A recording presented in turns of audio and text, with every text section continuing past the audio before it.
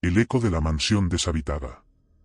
Imagina por un momento que, al final de una larga tormenta, cuando el viento sopla con tanta furia que parece desgarrar el cielo, alguien te susurra al oído, nunca saldrás. Una voz rasposa y vacía, tan cercana que sientes su aliento helado sobre tu piel. Ahora, imagina que ese alguien lleva años atrapado en una mansión deshabitada, donde los ecos del pasado no solo resuenan en las paredes, sino que te siguen, te acechan y te envuelven. Esta es una historia de condena eterna, de un mal que jamás deja de susurrar, ni siquiera aquellos que piensan que pueden escapar. ¿Te atreverías a entrar?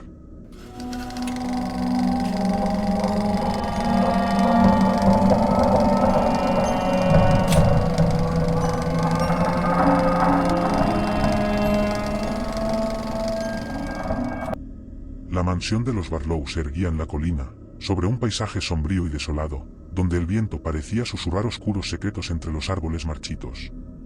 Su estructura de piedra oscura había sido una vez una obra maestra de arquitectura, pero con el paso de los años, las paredes se habían cubierto de musgo y humedad, y las ventanas rotas dejaban pasar solo una luz pálida y temblorosa. El aire estaba impregnado de una quietud que parecía presagiar algo siniestro. Nadie se atrevía a acercarse a ella, ni siquiera los más valientes, pues en la pequeña aldea que se encontraba a su pie, el nombre de la mansión estaba asociado con leyendas y supersticiones que congelaban la sangre en las venas de cualquiera que osara pronunciarlo. La historia de la mansión comenzó, como tantas otras, con la llegada de un hombre extraño, Jonathan Barlow. Su rostro nunca era claro para quienes lo describían, y sus ojos, según los rumores, poseían una intensidad que desbordaba cualquier mirada humana, como si ocultaran un tormento interminable. Su llegada a la aldea fue tan repentina como su reclusión. Nadie lo vio socializar, ni una sola palabra se cruzó con él en los mercados ni en las tabernas. Pasó a ser una sombra que caminaba entre los muros de su mansión, como si la oscuridad misma lo hubiera absorbido.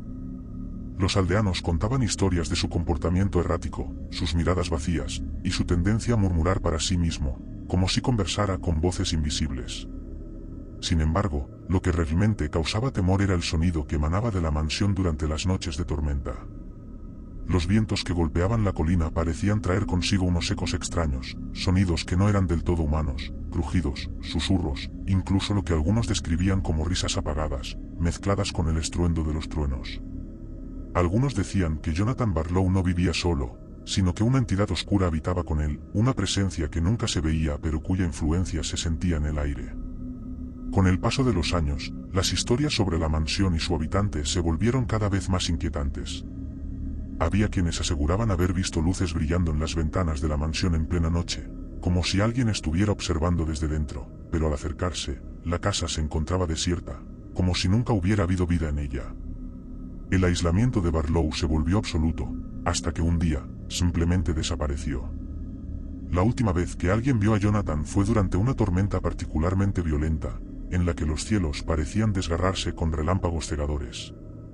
Aquella noche, los aldeanos informaron haber escuchado un grito desgarrador proveniente de la mansión, un alarido tan lleno de desesperación que parecía venir de un alma condenada. Pero al día siguiente, cuando el sol se levantó y la tormenta se disipó, la mansión permaneció cerrada. No hubo señales de Jonathan Barlow. La puerta principal de la mansión estaba cerrada con llave, y los jardines que antes habían sido desordenados pero cuidados, estaban ahora cubiertos de maleza y silencio. Al principio, se pensó que tal vez había huido, o que la tormenta había acabado con él.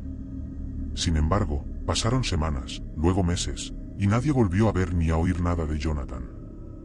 Los aldeanos, aterrados por lo desconocido, decidieron que la mansión debería ser olvidada, que su presencia era maldita y que el hombre que había habitado en ella era mejor dejado en el olvido.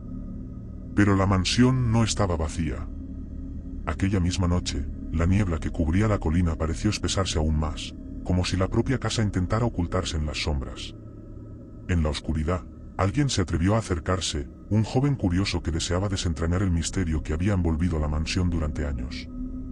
El joven se acercó al umbral de la puerta principal, que, para su sorpresa, se abrió sin resistencia.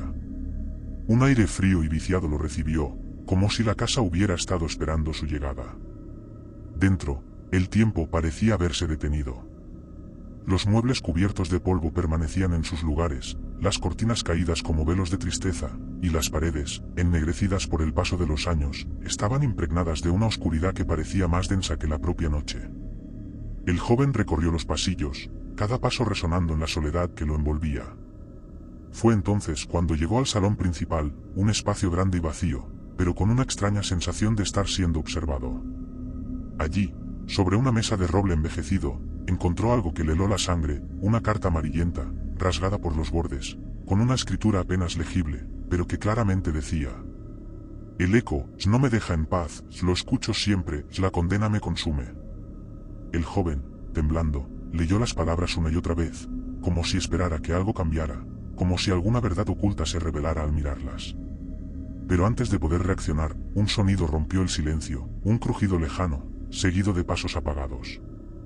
La puerta se cerró de golpe detrás de él, y la casa pareció cobrar vida. Un sudor frío le recorrió la espalda mientras una presencia extraña lo rodeaba.